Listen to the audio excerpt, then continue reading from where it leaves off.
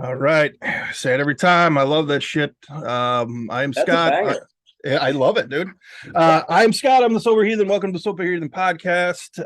Another great guest coming up momentarily. Make sure to check out all the other guys and gals. I have a lot of gals that have came on and shared their information. Make sure you check that out. If you're listening on Spotify, you know where to go. But check out Crystal and Gail and Laura, our UK friends. Our Canadian friends have came on. We got people from all over the US and we've went out of country on this thing. So check out everybody. Everybody's been phenomenal. I'm just lucky to be here listening and being able to be a part of it. Today I get to mark Maine off my map, adding that great state to guests. I'm excited to do that every freaking time. It's like getting that new sobriety coin, which I did a few minutes ago. I 8 months today. So pretty sweet. So Patrick from Maine, welcome to the Sober Heathen podcast, my friends. Thanks for joining me. And how's sobriety going for you? Well, I think I got to give my obligatory. My name's Patrick. I'm a drug addict and an alcoholic. Sure. But man, it's going really well. If you had asked me a year ago, how's it going? There probably would have been a more expletive laden and just like generally snarkier answer to that. It's Sure. been pretty transformative. I my sober date is March 20th of 2022. So just Awesome. got through the first year and the first month there. And, it's kind of like a weird place in sobriety because, I'm sure, like you just mentioned getting your chip there and you've got kind of this sort of monthly like reward system. And, I kind of felt weird about that just from the get go until I realized that it was really more for the other people in the room. Sure. But, this is sort of like as you're transitioning into more of like a long term kind of version of sobriety. And that's kind of interesting. Yeah. There's like different challenges and, you know, I don't know. It's just been what a journey, man. There was so much that I didn't even know that I didn't know about myself. Right on, right on. So March, that's just a couple months away from hitting that year. So you hit the year. What happened? Anything happened? Did it feel different? Did it feel better?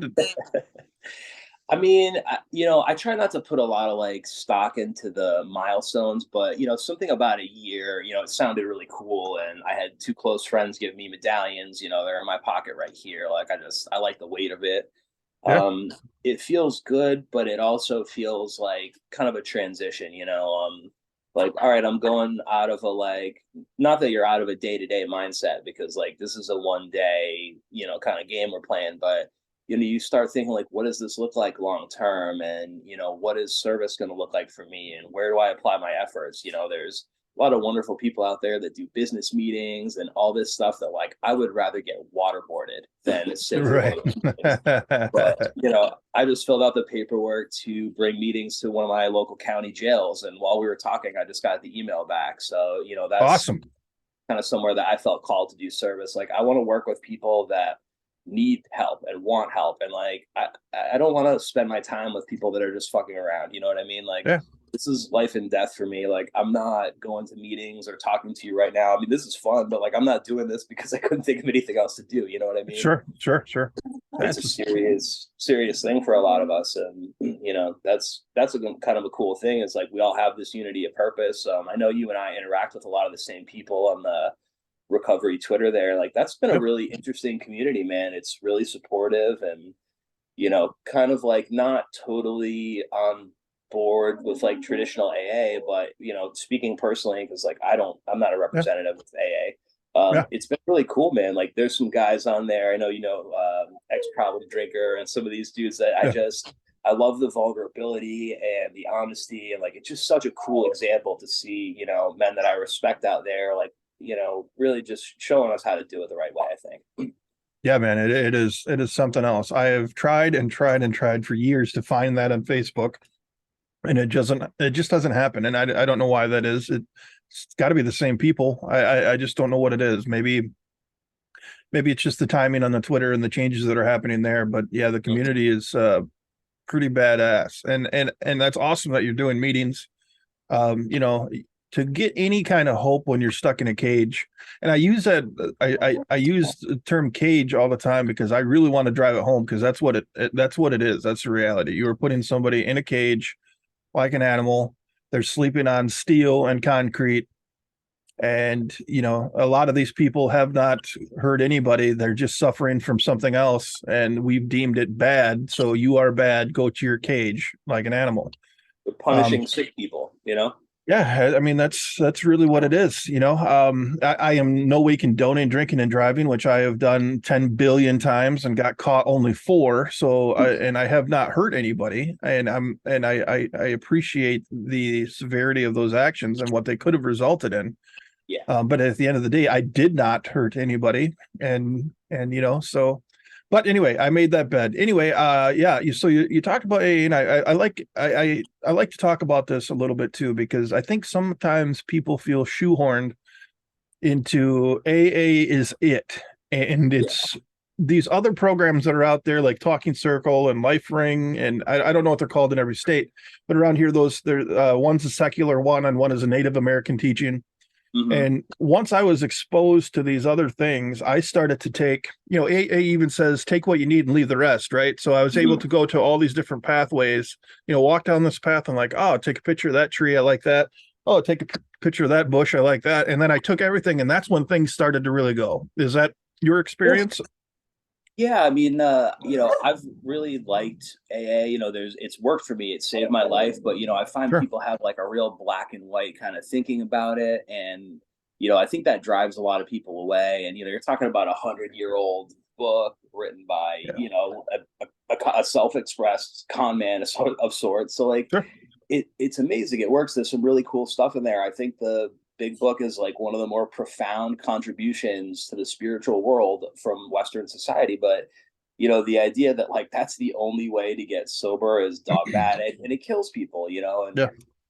there are a lot of battles that were fought and are being fought in the halls still. In my like, this is just pleasing in my opinion, as far as that being an inclusive space for people that identify as addicts as well, because I think the notion of a substance centered recovery program is just like really archaic. Yeah. So, It should just be AA. It should be Addiction Anonymous. It should be all inclusive. I agree with that. It's just to be in a place where it's supposed to be full of hope. You're supposed to be able to share your experience, strength, and hope, and then to say that's part of the stigma, and that's that's a conversation that's been going on Twitter that I've been trying to fuel, because I had one guy in particular like, dude, where are my NAs at? He used a different word which I won't use because it's offensive to some people. Fuck the it. J-bomb? Yeah, fuck it. I'm going to use it because it's my podcast and I can. Junkie and drunk are two things that are offensive to both sides. Being I call called a myself drunk. a junkie sometimes just to keep myself knocked down a peg. But I get Sure. it. I mean, it's to each their own. And I get how some people are offended. So don't call yourself that. But when somebody else does, that's what they want to do. And that's up to them. But he's like, where are my junkies at, dude? He's like, I see all these AA people, all these alcoholics coming together and recovering out loud. Well, it's because of that stigma that's stuck out there. And you're absolutely right, because I've seen it too. I am not dogging AA. I fucking love it. No, dude, same here. Same here. Like it saved my life. I love it. I love going to my meetings, but we live in a world where we got to be able to say, hey, this isn't perfect, and that's okay too, Yeah. Yeah. This is my second AA book. You can't really see, but it's a rainbow. You open this thing up, it's like a rainbow. I got blue, green, yellow, orange highlighters. The first 164 pages of that thing is a textbook, and that's what it was meant to be. Mm-hmm. And if you read it as that, you can get so much from it. But when you get people in there that get their ego involved, that's when things hit the fan. So I would love to I'd love to start a meeting, or Zoom meetings. That's the thing that people don't realize too. The world of Zoom meetings since COVID started, and I don't know if you were able to utilize that at all. That's how I started, man. Yeah, okay, that's where I got my start. It was the 24-hour marathon meeting. Okay, yeah, there's that, and then there's every 15 minutes at aa-intergroup.org. Every 15 minutes, another meeting starts, and there's like 50 of them that start every 15 minutes or more, and it's amazing. What a feat of human, like, just cooperation. Like, you hear a lot of kind of tropes about how people are bad and people don't care about each other, just like from it being a functional program, AA is remarkable. Like, let alone, getting into like how much on a personal level we all do for each other. Like, it's really kind of restored my faith in humanity that like my very dark drinking and using days like did a number on. Sure. Yeah. Yeah. There is opportunity for AA to be better, but it has saved a lot of lives, but it's not the Yeah. end all be all. And anybody that says that it is, you're just being dishonest. Yeah, that's a big red flag to me. And like that's why I like to tell my story. Like, I'm not a brown bag wino. I wasn't drinking in the morning. Like, I haven't had a DUI somehow. Like, Jesus Christ, I tried. But like as my life got worse internally and like as I was just plummeting towards my bottom, like on paper, my life looked better and better, dude. I was getting promoted, I was making more money, I had a company car, like I was killing it at this job because I was a lying con man and I was in sales. Perfect. I was made for this. Yeah. So it's just, man, yeah, it really is remarkable. This program works, and like you don't need to wait until it gets bad enough. I didn't really understand the progressive nature of the disease that, just because I drank, kind of recklessly or had some chaotic drug use, I wasn't able to see on a short enough timeline how that progressed. But, I was lucky enough, as weird as it says, to be cross addicted with opiates. And I completely lost control of that addiction in a way that, my alcoholism, while it was progressing steadily, it just wasn't the same thing. Sure. And, I was lucky to take that and be able to just kind of extrapolate out and go, oh, holy shit, and it was around that time that like I had started drinking against my will. And, you know, uh, I hope you don't mind me bringing this up, but a big part of myself doing the groundwork to get ready to get sober involved a lot of psychedelics and, Sure. a lot of me, unfortunately, doing it all myself because I was a stubborn idiot and I was, self-will run riot trying to do it all. But, Yeah. that was my process in the year leading up to my sobriety of trying to process trauma and trying to get to a place where I felt like I actually deserved happiness and I was going to stop just blowing my life up like every chance I got. Yeah, man. Because that's yeah. Yeah, go ahead. Finish up, buddy. I'm sorry. I didn't mean to interrupt Oh you. no, Yeah.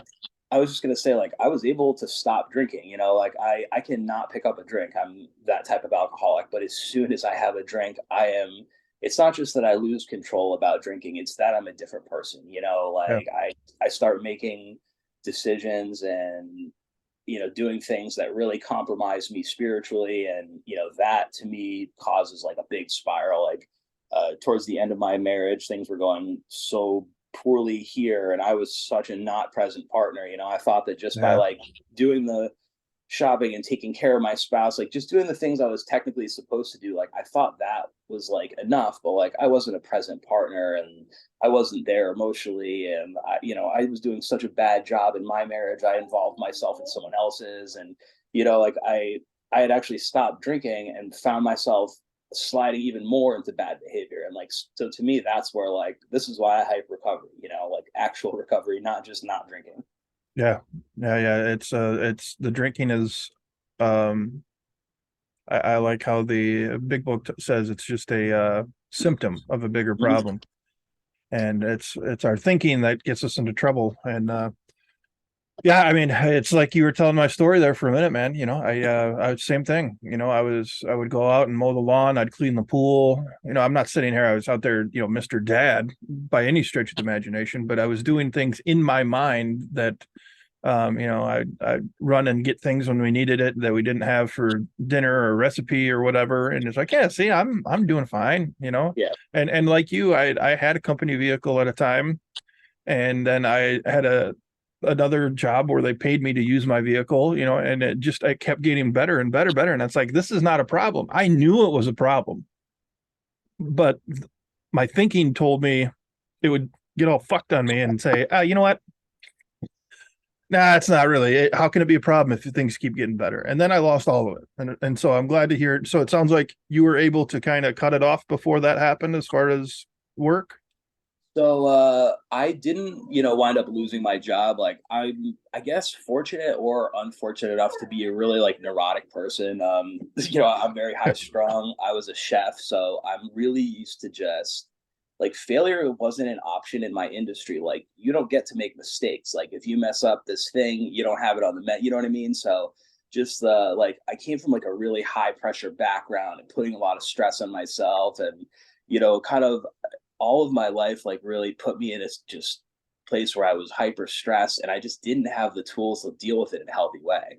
Dude, to be a chef, I love being at the grill, and I love, cutting up the potatoes and doing all these things and doing all this crap on the grill. And it's bad enough, when the potatoes, aren't cooked all the way through, or I forget, I get busy doing something else and something burns. I can't imagine being a freaking chef, dude, and dealing with people, like not family, like people. People are gross. You know what I mean? That is a stressful job that I would never, ever want to do. So kudos for you. I mean, clearly you get something great out of it. And to be a chef and to be able to do things like that, that's awesome. But what a stressful environment. Dude, it just became another addiction for me. I'm like, oh, everybody needs me. Like, I'm the linchpin for this millions of dollar a year business. Like, what a fucking head rush, Every problem, like, I'm the point of contact for everything. Like, and it was, chefs and bartenders have a time honored relationship. So, I'd be sending a steak upstairs to the bartender, and, they'd fill my 32-ounce Yeti tumbler with Jameson for the ride home. And, I'd be doing lines off my desk and just, heathen shit. Yeah. And that from my experience as a bouncer and working, dating a server and a bartender for a while, about 3 years or so. That kind of thing. I don't believe anybody was like doing coke or anything. I did a couple times. I'd go somewhere else to do it, but I don't believe that circle was. But yeah, no shit. But it was the same thing. The cook was in the kitchen. He would shoot food out, and he'd be drinking the whole time. Yeah, I mean it's tough. Are you still a chef? Is that still your? I'm actually lucky enough. I got out about 5 years ago, as my wife at the time, her health had really declined, and I was working 40 hours just on the weekends. So I transitioned into like a sales consulting role. So I actually get to work with restaurants and hotels in the Portland, Maine area, which is one of the coolest restaurant scenes in the entire world, frankly. So nice. I'm really lucky. I've got a great job. I still get to be involved in an industry I'm passionate about, but I'm not around, booze and pretty girls and late nights and just all the things that historically, were pitfalls for me. And it's nice, like right I actually think I probably would be able to handle that job a little better now. Like it's not something I'm about to rush off and do, but sure. My addiction to stress was a very serious one too. Like you just get used to the craziness and the chaos, and then you get used to operating reasonably efficiently in that environment of chaos. Do you think you got to hit a dopamine every time the shit hit the fan? Oh, hell yeah. Yeah. Every time I put out an actual fire or stop one of my line cooks from shooting the one next to him who was in a different gang, like just stuff that, I just wanted to cook, man. And that job really became about wrangling all the delightful convicts and, dude, that we worked with. And I love those people. Don't get me wrong. Dude, I was a safety coordinator and a safety director. That's what I did for a lot of years inside a chemical plant and inside a Dow Chemical, man. It's just a fucking nightmare for the rules and regulations, but I don't think our safety meetings looked at all alike. No, man. And that's why I asked you that question, because thinking back on it, just doing some self-reflecting, every time I'd get a call and be like, yeah, so-and-so got hurt or so-and-so got busted doing this. He was standing backwards on a ladder. There was that instant, like, ooh, I get to be pissed off and fired up about something. Drama. Yeah, baby, drama. And then go, and I get to get right in the middle of the drama. And I think for me, obviously you're a little deeper into your recovery for me. I don't think that's going to be an environment that I can return to, because I was thriving off the chaos. You know what I mean? Yeah. Chaos, anger, it's in Buddhism they say like it's a sweet flower with bitter roots. It's really easy to go back to that source, but like as you explore it further, there's no like substance to it. Right on. So okay, so AA, not a lot of meetings or whatever. You're going to start a meeting for the jail. That's fantastic. So what do you do now? There was a tweet, and I won't read your tweet, but I did write it down. You talked about sleep and some things going on that are troubling. What do you do then to keep your head clear and to rein your crazy thoughts back in these days? Well, that I'm kind of glad you mentioned that. That was like a really interesting tweet in terms of the reactions, like both like what people read into what I was saying and just kind of what they offered up. But I kind of come to a place where I'm like, all right, I'm working a really strong recovery. I have a sponsor. Someone just asked me to sponsor them. I have my set meetings. I have a morning routine. I pray, I meditate, I do yoga. I've made all these lifestyle choices. I've lost weight, but I don't sleep. I have anxiety problems. Like I came to realize with the clarity of recovery that I have hypervigilance, and likely that's from PTSD. But then I'm sitting here thinking, well, I mean, how could I have PTSD? I didn't go to Iraq, or my life wasn't that bad. So I'm sitting here like having imposter syndrome about being traumatized. Maybe. But yeah, I don't know, man. That's kind of like I was given the people will say a lot in recovery. I was given the gift of desperation to get in the door. And today I was given the gift of desperation with my mental health, where I just said, all right, I'm willing to do anything to feel better. I can't keep going like this. And that's really cool. Like, I'm so grateful that I've done all the work to get to this place, to be able to feel the things I was feeling and understand them, and then take positive change to like make progress. Sure. Yeah, I really hope that people in these like last 3 interviews that I've done, I really hope people they there's from all three of you guys, there's such a confidence coming from the way that you guys answer things, and there's like peace, there's no stress or like hair pulling, there's no visual signs. You're there's just a calm about all three of you guys that I've had the last 3 guests on here, and it's really great to see. I was literally pulling my hair out a year ago. Like I Yeah. was just a mess, man. Like you wouldn't recognize me if I was sitting in front of you. Yeah, and it's so hard to see in early recovery. A year seems like an eternity away. You know what I mean? Like it just seems impossible. I would sit in the meeting and see those hands go up. Who's got a year or more? And I thought those people, it was like Mount Olympus. This pantheon of like kind of salty old timers that I've just come to love. Like some of my favorite people in recovery are this 65-year-old woman, or like just people that I would never ever have crossed paths with before. right. Yeah. There's a dude in the home group uptown that I don't get to go to as much as I'd like to, but he's like in his mid-90s and he still drives up there, and it's like Jesus. They're like, yeah, we'll send him to come pick you up, and it's like, I got a thing now. Sorry. No, I'm just playing. I'm just kidding. I'm not picking on the elderly folks. Don't send me hate mail. It's the cool thing is like my home group that I got sober in, they call it a beginner's meeting. I mean, I think some of the people in there have been sober since the Last Supper. So it's kind of like a funny way to put it. And then my other regular meeting is a young people's meeting in Portsmouth, New Hampshire. And man, there's kids in there that are 16, 17 years old that have similar length of sobriety to me. That's amazing and inspiring. I hear protesting a little. I see I've had people on that got sober at like 17 or 21. Like they figured out it was a problem so early, and it's like Jesus, it's like you must have been like Yoda in a previous life, because seriously, wow. I could not. I was delusional. I mean, I'm 41 now, got 8 months in. I've been working on my recovery for probably a little over 2 years, and I was in a complete state of denial, and to work through that at that age is impressive.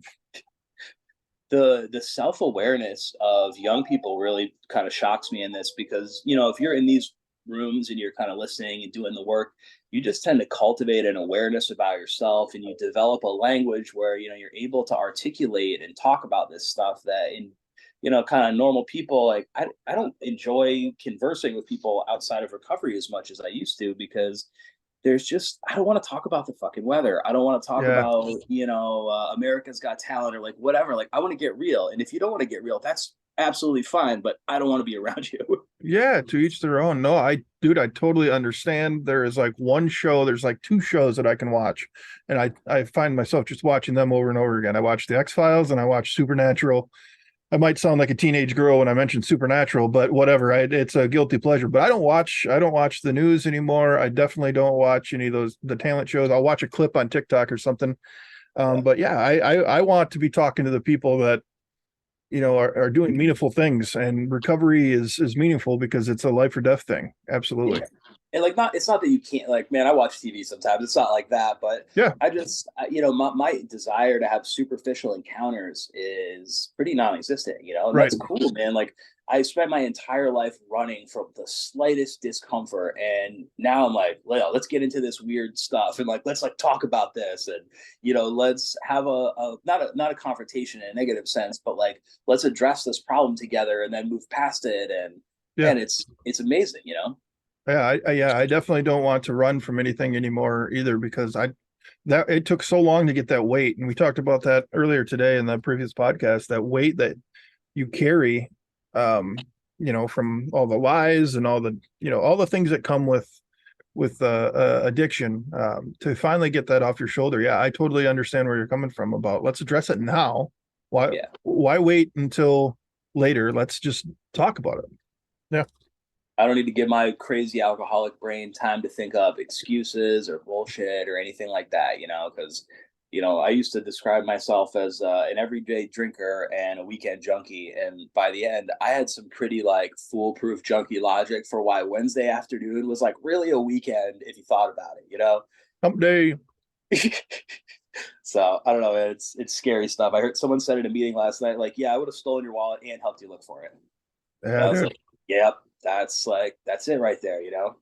Yep. Yeah, we just talked about that. I was talking that with somebody about that the other day, where doing the safety inside the chemical plant, I would take my half pints in with me. I'd go get them around lunchtime, and then I would hide them throughout the plant in different trash cans. I saw that post actually. Yeah, and then when I remember the day that it was found on my job site. Like, it's how dumb are you to put it on your job site? But it was a game, and I buried it in there, and the cleaning lady found it, and they're like, "We found a bottle in here, just come forward and who it is." And I'm sitting here, I'm leading the investigation to find out who the culprit is, and it's me with the bathroom stall shut, and me like waiting. Okay, nobody's here. Go.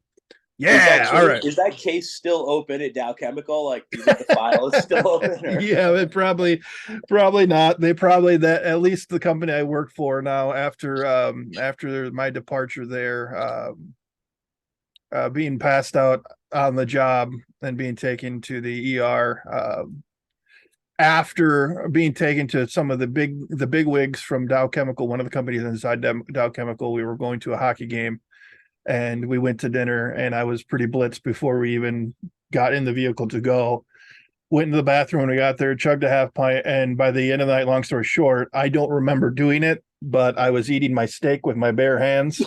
Oh, nice. In front of these two important clients. And full on Flintstones, huh? Yeah, and my boss had to call my fiance, and she had to come pick me up, and then I had to go do the whole, like, I'm sorry to these other two dudes eventually. But it's a painful thing to have to do, because like you wake up and feel the like, oh shit.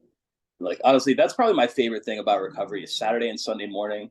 Like, I don't sleep well, whatever. Like, I may wake up at 5 o'clock in the morning, but man, I'm not throwing up. I'm not going through withdrawals. I'm not hungover. I'm not wondering if the mailman is going to bring me my drugs today. Yeah, dude. Yeah, those dry heaves, I don't miss that either. And I know the sleep cycle, dude. I totally understand. I mean, there was a minute there about a month ago where I was sleeping like a baby. I could lay down, I'd be asleep now, and it was the best sleep of my life. And now that's coming back. It's more torturous now, but I would take that over anything else in my the best day, after the best night of drinking with the next day hangover. I wouldn't trade it. And that's honest. I never believed anybody when they said it before, when I first got into this. If you told me, if you went back to like January of 2022 and said, in a year and change, like, not only will you not be taking, painkillers or drinking alcohol, but you won't think about it. You won't crave it. Like, just the idea of a world where that was not my predominant thought, it was impossible for me to like visualize it. I've got quite the fucking imagination, man. Sure, dude. Sure. I couldn't picture a world where my every thought wasn't do I have a pill? Can I get a pill? Do I need to leave it for my sick wife? Just like this nonstop. Like, man, not doing drugs is awesome. You know how much less shit I got to worry about? dude. Like, Dude. whew, it's great. And it's crazy. And I want to ask you more about that, like the cravings and stuff. Mhm. But the planning, for me, the first thing I'd think of when I wake up is, all right, how am I going to get alcohol today? What I've thought about recently is like, why did I never plan to just get a bunch of it all at once and store it so I didn't have to do that every day? But I never thought of that. It was always, I got to go get what I need for today. You know One what I day mean? at a time, man. Yeah, I think that was the delusion. Like, I'm just going to do it today and then I won't do it tomorrow. And then Yep. it was just, all that stress. But Dude, so every Monday I was gonna stop using, man. I was that Sunday night one. That was gonna be my last line of oxy, and I was gonna sweat it out, and then just next week, just cool it, man. Maybe I'll just drop some acid and chill, or whatever. I don't know. yeah, Nope. so when did the cravings stop? For me, I can't name when it happened, but it just happened one day, and I haven't thought about that. My mind has not went to, hey, you know what would be a good way to deal with this? Mhm. A fit. Yeah. You know, Yeah. do you remember noticing that? I mean, was there a day where you're like, holy fuck? I think I'm like really lucky in that nobody brought me here. Like, there was no judge, no one had an intervention. Like, I pushed everybody out of my life, so nobody knew what I was doing, and anybody that knew didn't care enough to not let me kill myself.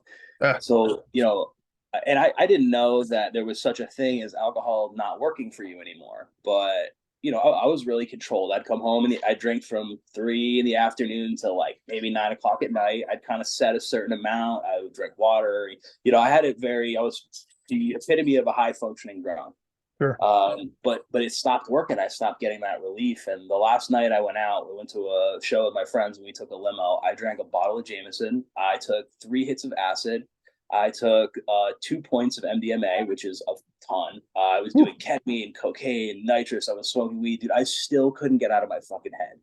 Like, I took enough drugs to kill Jimi Hendrix, and all I saw was a hallucination of ants crawling up my arm, and I started screaming at this guy's house that I didn't know about his bug infestation, which is kind of funny in retrospect, but I probably looked like a fucking madman. So Awesome. it wasn't fun, man. I was done. I knew that night, like, there was this much left in the bottle, and I set it down on this kid's foosball or ping pong table, and I was like, that's it. Yeah. So I knew I was done, and I knew it wasn't working. So I think once I realized that, I kind of stopped wanting it as much. Like, there's things I miss as a chef. Like, I miss fine wine, just like from a palate kind of standpoint. And, there's a few things here or there once in a while on a Friday. I'm like, oh, I wish I could get a Mai Tai with my fried rice. But like, I don't really want that because it was never one. Right. There's probably a couple of Chinese food restaurant bartenders in the area that think I got like body snatched or abducted by aliens or something. Right. I Yeah. always wondered about that. Probably a Oh my couple God. dope dealers too, wondering what happened to me. Sure.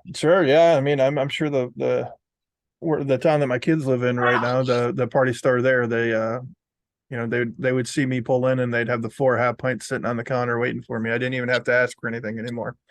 Hey, it's all about customer service, I'll tell you. Hey, you know what? They care. Yeah. I don't know. They I would rotate. I would rotate party stores here in town after my divorce because I thought I was fooling everybody. But when you're coming in and you're getting a fifth and 2 pints and then 3 half pints, or you're getting a half gallon and 2 pints or whatever every other day, you're not really fooling anybody. But No. I was convinced I was. I'd get all dressed up, dude, with the collar shirt and my khaki shorts, like, another good day on the course. Pouring rain outside, didn't matter. Yep. Now, I remember at the end, my wife was very ill and she was essentially bedridden. And so she would be laying in bed. I was, kind of felt stuck at home. So I would be cleaning or cooking or whatever and just, getting hammered in the kitchen. But like, I was incapable of honesty at the same point. So, there'd be the fights and like, are you drunk? No, I only had 2 drinks. All right.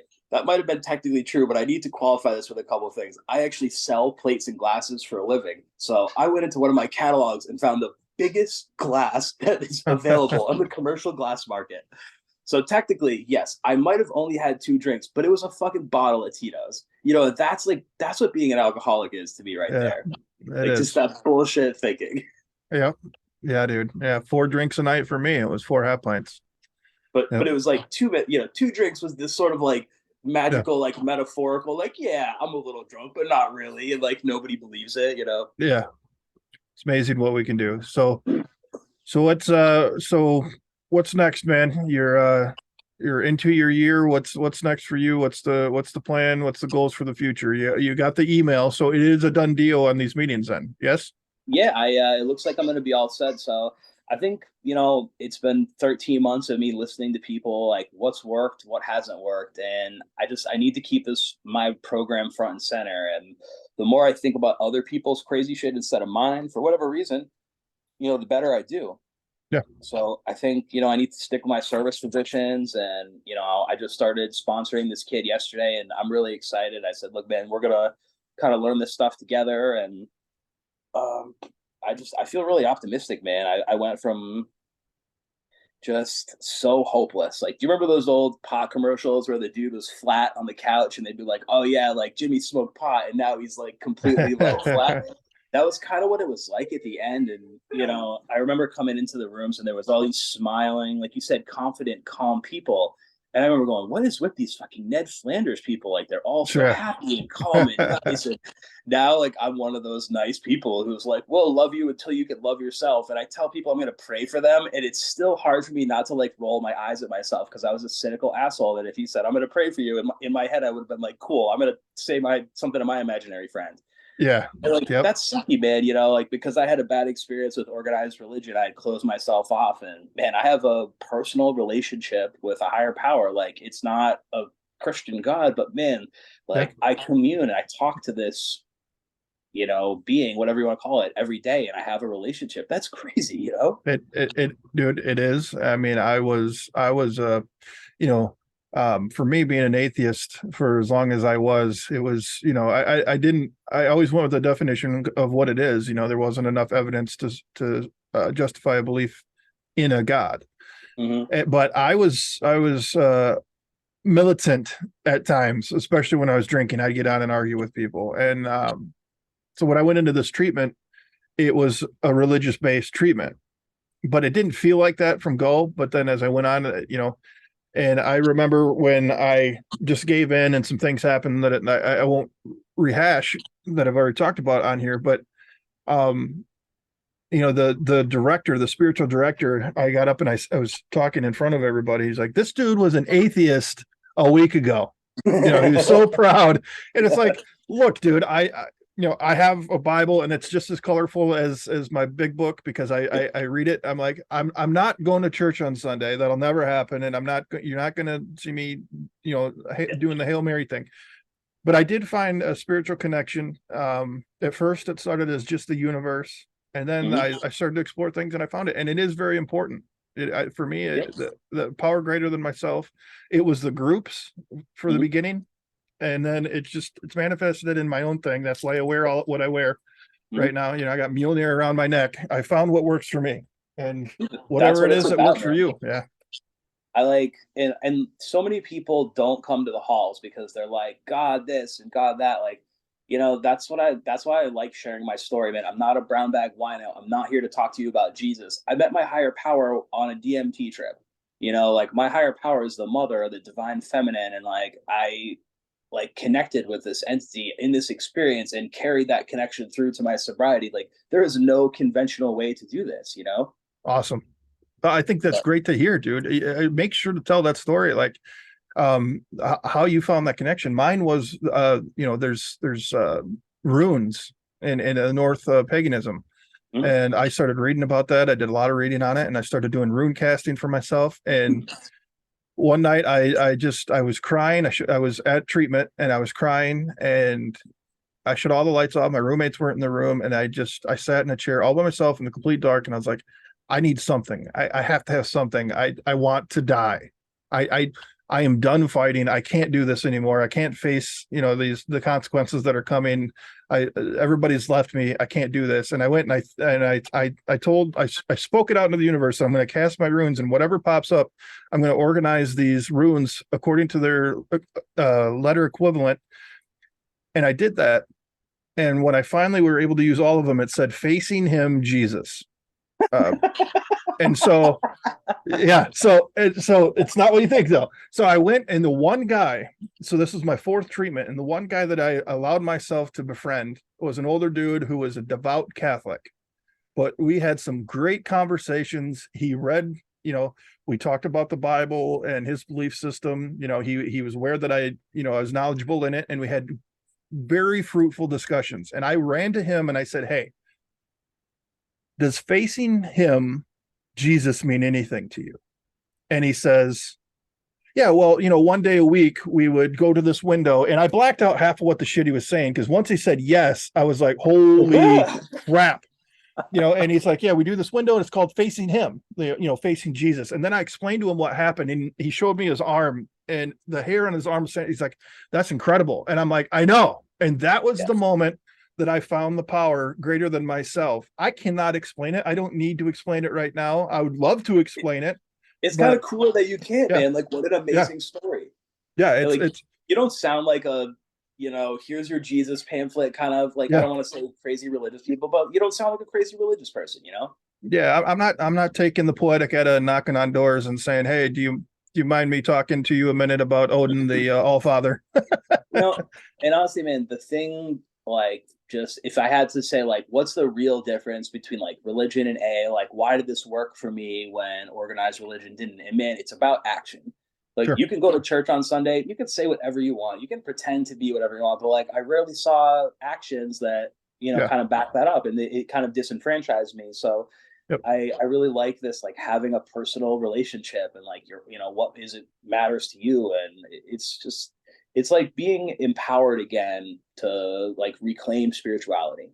Yeah, and anybody listening to this, and I want to make this distinction. It doesn't have to be everybody's distinction, but what I've learned and the way it was presented to me is there is a huge difference between spirituality and religion. They are not one and the same.